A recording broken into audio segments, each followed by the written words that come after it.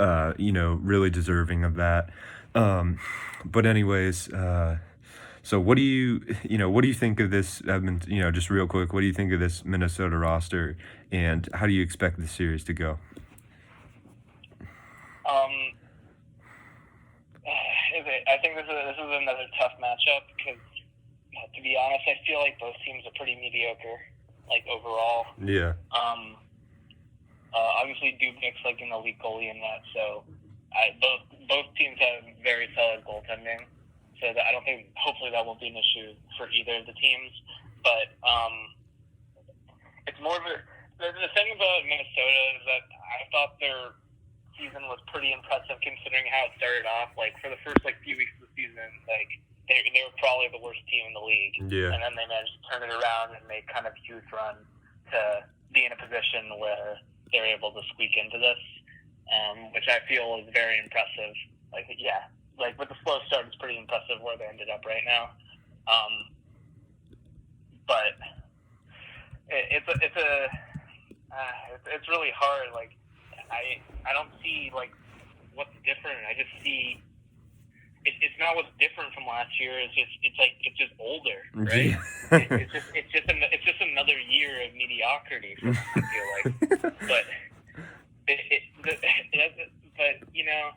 with the matchup against Vancouver, who, despite the thing that Vancouver has most over Minnesota is their youth, but overall roster, power, Yeah, and it's really experience, kind of even.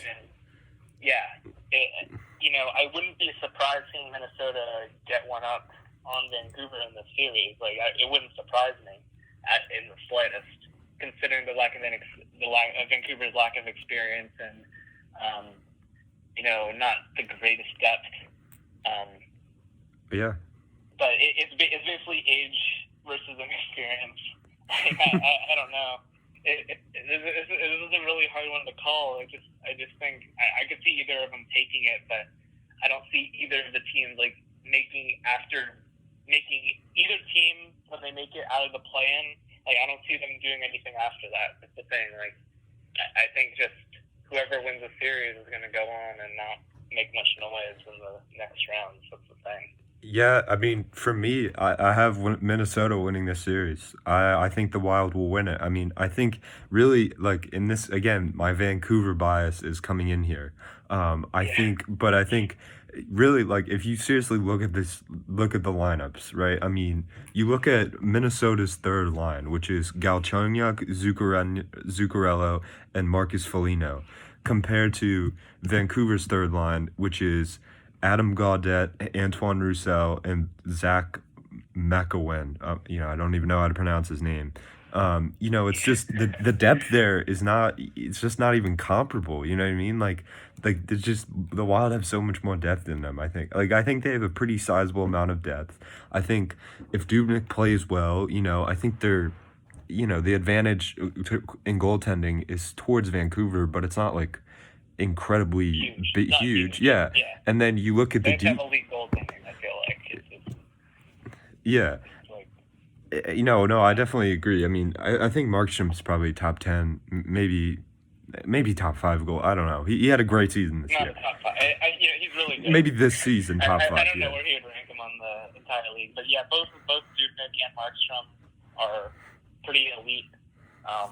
Goaltending shouldn't be an issue for either team in this series. It's just I don't see either team I don't see the series mattering in the grand scheme of things, except maybe the draft. I don't know. I don't see this mattering in the grand scheme of the playoffs in next round. I don't see this. This is just a one and done thing. I don't see either of these two teams making a run. Yeah, not at all. I mean, and Minnesota historically just really bad in the playoffs. I mean, just losing to Winnipeg and they just they just don't really win very much. Yeah. For all of time. But then and again going back to my argument, moving to the blue line, you got Suter, Spurgeon, and then Brodin, Dumba as your second pair. That's pretty solid. What we were talking about with with the Oilers. I mean, that's that's very respectable. And I just don't think that Vancouver has the depth to match up with the Wild and the experience. I mean, for me, it's Wild have more experience and more depth. So, I think they won the series because of that. Would I be surprised if Vancouver won? Not really, but I think the Wild will win the series. And I think probably go to 5 games, maybe 4. But I'm calling Minnesota here, and it's a little gutsy, but I'm going with it. I'm riding with it. I think I agree with you on that. And you also, Max, you gotta pick upsets in the playoffs. You know what I mean? Like, if it doesn't, they don't care if you pick them or not. Like, the upsets will come. Yeah. And exactly. That was I just watched last year. That was a fatal mistake I made last year. My bracket was actually pretty good considering like what happened. And like, everyone's bracket was just destroyed in the first round. Mine was obliterated. And I ended up having my 3 out of the 4 in the final 4. So wow. I had a good run. Dang. With that year. I knew you were really high on St. Louis. Like, I remember you were like, St. Louis had the best second half. Winning. Yeah. You had St. Louis winning? Yeah. Damn, that's impressive. Yeah, no, I remember, I think I may have had them losing the first, I don't know, I may have picked them to win the first round, but I remember I was talking to you about St. Louis, and you were like, oh my, like, St. Louis, you gotta be on them, and that was a great pick. Yeah, like, I was telling you, like, that considering, like, where they were in January, and just how hot they were going into the playoffs, I'm like, this is the team, this is the scariest team in the playoffs right now, and not that many people listen to me. Yeah. But, I ended up being right. Yeah, no, he did. And, Writing was on the wall. Malik wound up scratching his head. But anyways, moving on to our next series, we've got Arizona and the Predators. Really interesting series here. I'm not really very high on Nashville as a team.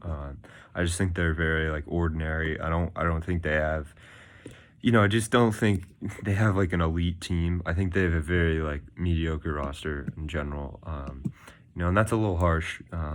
But I just, they got an aging Pecorino.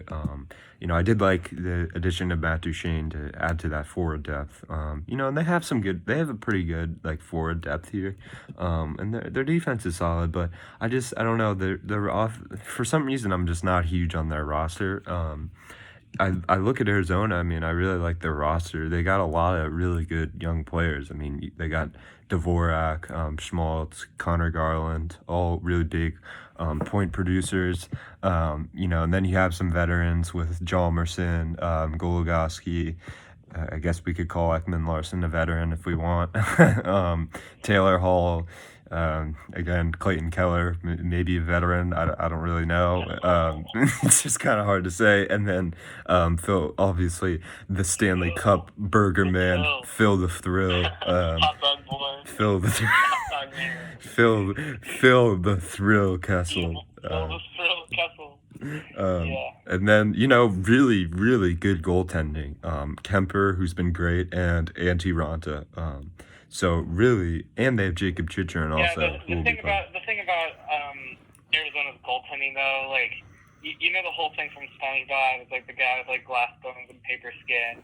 Like every day I wake up, I break my bones and like my skin rips or whatever. Yeah. And my heart attack put me to sleep. Like that's their goaltending. Like they have a bunch of glass bodies in the net over there. So their goaltending is elite, but it doesn't matter if you're elite when you're always injured. Yeah, exactly.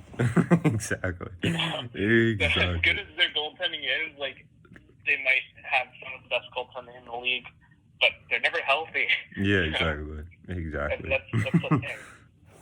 What are the odds, like, one of their goalies gets hurt in these 5 in their qualifying rounds? Yeah, like a wager plus 500. You can bet on it. Yeah. But anyways, moving to the Predators, lines. We got Johansson, Yarncroc, Sissons as their first line. Duchesne, Forsberg, Granlund, probably their best line. I don't know why that's not their first line. Bonino, Grimaldi, Craig Smith, and then their fourth line, pretty good. Kyle Turris, Victor Arvidsson, and Yakov Trenin. I mean, that's a really solid core of forwards. And then you move to the defense, Yossi Ellis, first pair, probably the best first pair in the NHL. Ekholm, Fabro, and then Tenorti and Holzer, pretty shitty third pair. And then you got Pecorine and Saros as your goaltenders. Pretty good goaltending So on I their mean, end, too. yeah, I mean, pretty good goaltending there. I mean, their D's a little, but like we said, would you say that's probably the best first pair in the league, or Rowensky It could Jones? be. It's definitely up there for sure. Yeah, really impressive. Yeah, it's really impressive. About that second line, like having with the Forsberg, Duchesne, Granlund, like I don't put too much stock in kind of like where, like if it's line 1, line 2, line 3, and all that. I don't put too much stock in that because it's all about the chemistry among the players. Like if you look at the Rangers lineup, like Panarin's second line. Yeah. And obviously he's the best player on the team. Like he's like Mika's the number 1 center, but Panarin has that connection with Strome. Yeah. Right? And he's matched up with him, and technically Panarin's in the second line, but that doesn't really mean much, right? At least with top 2 lines, like if a team, if you have a good roster, like first and second line, swap them in and out. You should have like a good top 6, like that can just be applicable anywhere, right? Yeah, I mean it's interesting, but like you look at like their fourth line, like Turris, Arvidsson, and Yakov Trenin, and then compared to their first line, Johansson, Sissons, Yarncroc. I mean, you could maybe make an argument that the Turris line is better than the Johansson line. So it's kind of weird I don't know. Turris is kind of he's kind of fading, but Arvidsson's pretty good. Left Ottawa. Arvidsson's pretty good. Yeah, Arvidsson's really good. Very underrated. Great talent. Great grinder player. Yeah. For sure. But it's just. But Sissons is really good too. Like he's a great winger. Yeah, overall, I mean, just going through the roster, I mean, they have a pretty good group of forwards, and not only that. I just think like at Nashville, I think they might have the most like overall, like they might be the most average team in the NHL. Like if you average it all out, like you have your top talents like Duchesne and Forsberg and Johansson and Yossi and Ellis and Rene and Saros, but like if you average it all out, like Forsberg is their top scorer, right? Like what's he have, like 60 points? Yeah, something like that. Maybe less. Like it's just average. I don't know what to say. I'm not sure like how much stock you can put into the points, because at least like obviously I'm a Rangers fan because I've been talking about them a lot, even though we're talking about the Western Conference. But in their 2014 playoff run to the finals, I think our leading scorer was Matt Zuccarello with like 52 points. Like if you have a decent enough like team synergy, if you're defensive minded, which I think like pretty solid defensive team Nashville is, I think. Even though this year is like pretty mediocre in that, if you have the right composition, you can squeak out wins without having like that guy. Yeah.